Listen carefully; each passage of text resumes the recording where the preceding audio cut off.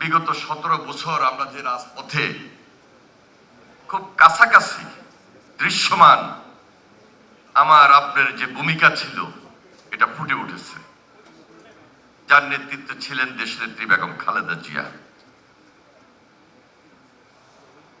আমার দুর্ভাগ্য, আমি জুলাই আন্দোলনে খুব বেশি দিন মাঠে থাকতে পারিনি, জেলখানায় থাকার কারণে।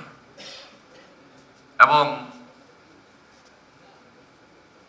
5 তারিখ যে খুব কাছাকাছি থেকে দেখতে পেরেছি সেটা তো সুযোগ হয়ই নাই।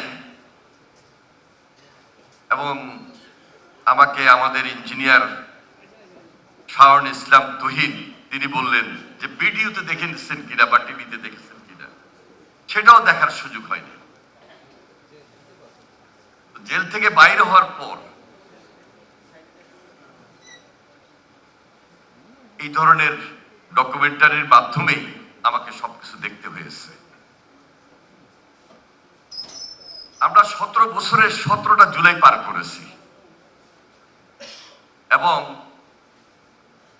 সেই জুলাই কিন্তু সেগুলা কিন্তু খুব ভয়াবহ ছিল।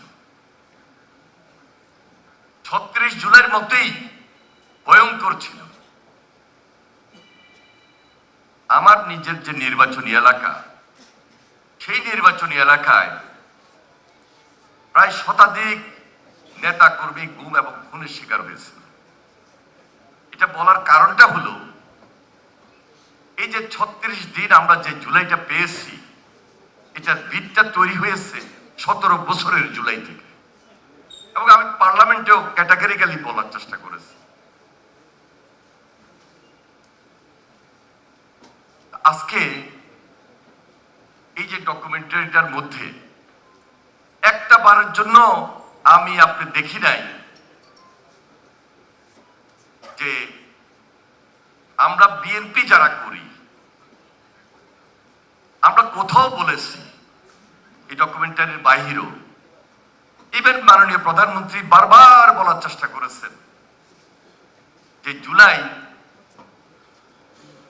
এটা এই দেশের, জুলাই সবাই, জুলাই আন্দোলনের ফসল এবং জুলাই একক কোনো ব্যক্তির না, একক কোনো দলের না।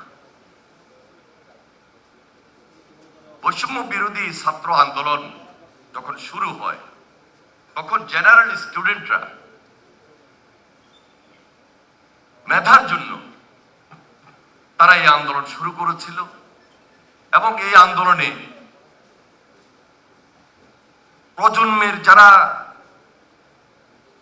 আন্দোলনে খুব কাছাকাছি থেকে নেতৃত্ব দিয়েছিল, এরাই আন্দোলনকে সবচেয়ে বেশি শক্তিশালী এবং বেগবান করেছিলেন।